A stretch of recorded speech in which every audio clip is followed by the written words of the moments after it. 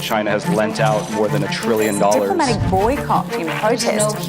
More than 1 million Ukraine under attack. Is Europe using religions to justify unprecedented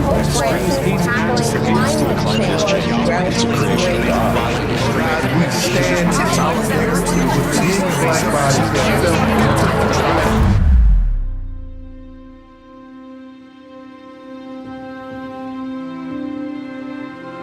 As a journalist, we lead very, very hectic lives.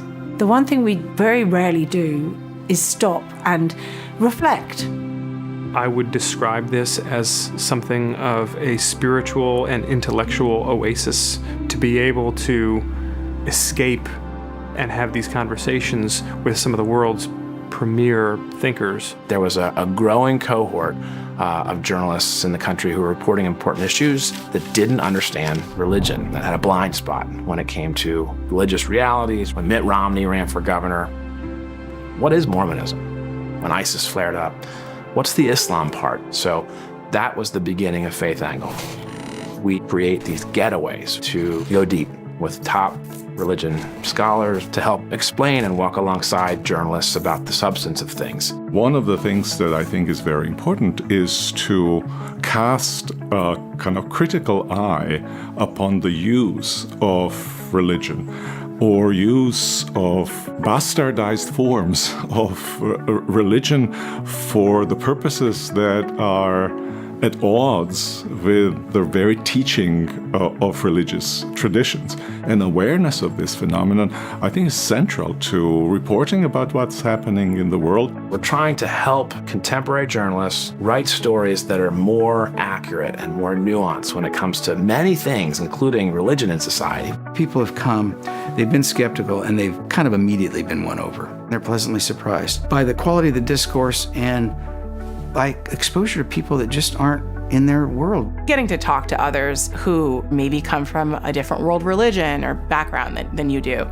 it's so refreshing, and it reminds you that the world is a very big place. As a European, I was maybe a bit kind of suspicious of something religious, but I looked at the roster of journalists and also at the speakers, and I thought this looks really interesting. We are really interested in trying to bridge divides. We have Muslim journalists, Christian journalists, Jewish journalists, secular, agnostic journalists, people from different backgrounds. That's a big priority, and the conversation is very much enriched when that happens. I sit on the editorial board of the New York Times, the Wall Street Journal, The Atlantic. I direct Yale Center for Faith and Culture. Berlin Bureau Chief of the New York Times. Washington Bureau Chief of Real Clear Politics. It's also been intellectually stimulating. It's taught me how to think about things in new ways, things that I didn't know I had to think about. So it's been intellectually clarifying, refreshing, and professionally useful. In this very calcified, polarized political context, it's very important to be confronted with other viewpoints. And it's a rare conference that does that. It makes a big difference for journalists to get together and have time and space to go deep on just a couple of issues and take away some story ideas. And ultimately, to understand that religion is always in the room. This is an ideas conference that's quite unusual. To sort of see a more nuanced picture and to really think about how we represent or how we report some of these issues. There's no substitute for that kind of human interaction. It's really brought me together with people I never would have met otherwise, who have very different political views, religious backgrounds, different expertise. It's thought-provoking, challenging, sometimes maddening, and just awesome. You cannot put a value on these conversations. You just can't. I'm going to be thinking about them for the rest of my life.